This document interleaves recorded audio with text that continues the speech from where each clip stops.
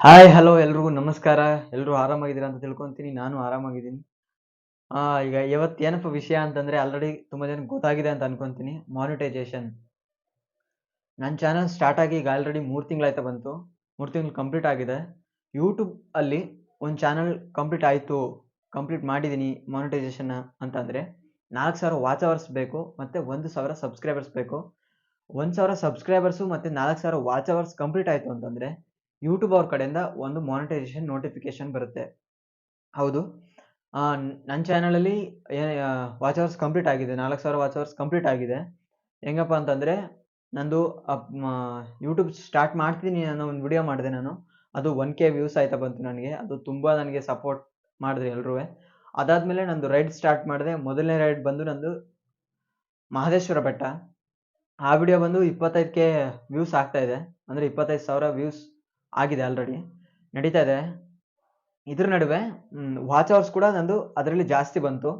ಅದಾದ್ಮೇಲೆ ಮುಡುಕುತೆರೆ ವಿಡಿಯೋ ಮಾಡಿದೆ. ಅದಾದ್ಮೇಲೆ ಗೊರವರ ಕುಣಿತ ಅಂತ ಮಾಡಿದೆ. ಆಮೇಲೆ ಬಿಳಿಗಿರಿ ರಂಗನಾಥ ಸ್ವಾಮಿ ಬೆಟ್ಟದ್ದು.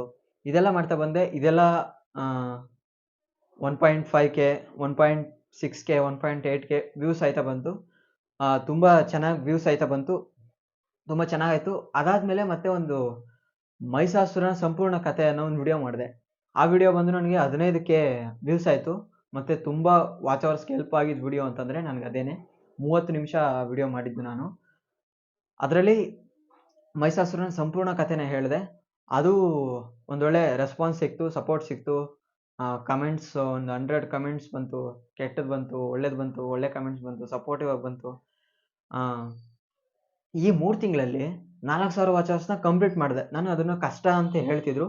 ಅದನ್ನ ಕಂಪ್ಲೀಟ್ ಮಾಡಿದೆ. ಆದ್ರೆ ನನಗೆ ಚಾಲೆಂಜ್ ಆಗಿದ್ದು ಸಬ್ಸ್ಕ್ರೈಬರ್ಸ್ ಮೇಲೆ.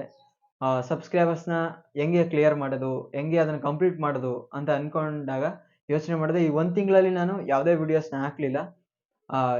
ಇದ್ರ ಬಗ್ಗೆ ಏನಾದ್ರು ಮಾಡಿ ಒಂದು ವಿಡಿಯೋನ ಮಾಡ್ಬೇಕು ಅಂತ ಹೇಳ್ಬಿಟ್ಟು ಸಬ್ಸ್ಕ್ರೈಬರ್ಸ್ ಬಗ್ಗೆ. ಸಬ್ಸ್ಕ್ರೈಬರ್ಸ್ ಬಗ್ಗೆ ಯೋಚನೆ ಮಾಡ್ತಾ ಇದ್ದಾಗ ಒಂದು ಹೊಸ ಥರದ್ದೇನಾದ್ರು ಒಂದು ಮಾಡ್ಬೇಕು ಅಂತಂದಾಗ ಡೈಲಿ ರೊಟೀನ್ ಬಗ್ಗೆ ವಿಡಿಯೋ ಮಾಡಿದ್ರೆ ಸಬ್ಸ್ಕ್ರೈಬರ್ಸ್ ಬರ್ತಾರೆ, ಫಾಲೋವರ್ಸ್ ಬರ್ತಾರೆ ಅಂತ ಯೋಚನೆ ಮಾಡಿದೆ. ಇನ್ನು ಮುಂದೆ ನನ್ನ ಚಾನಲಲ್ಲಿ ಡೈಲಿ ರೊಟೀನ್ಸ್ ವಿಡಿಯೋ ಬರುತ್ತೆ. ಅಂದ್ರೆ ಡೈಲಿ ಏನೇನು ಮಾಡ್ತೀನಿ, ಎಲ್ಲೆಲ್ಲಿ ಹೋಗ್ತೀನಿ, ಕಾಲೇಜು ಮತ್ತೆ ಅದಾದ್ಮೇಲೆ ಏನ್ ಮಾಡ್ತೀನಿ ಅನ್ನೋದ್ರ ಬಗ್ಗೆ ವಿಡಿಯೋ ಮಾಡ್ತೀನಿ. ಮಾನಿಟೈಜೇಷನ್ ಬಗ್ಗೆ ಬಂತು ಅಂತಂದ್ರೆ 4,000 ವಾಚ್ ಅವರ್ಸ್ ಕಂಪ್ಲೀಟ್ ಆಗಬೇಕು. ಹೌದು, 4,000 ವಾಚ್ ಅವರ್ಸ್ ಕಂಪ್ಲೀಟ್ ಮಾಡಿದ್ದೀನಿ.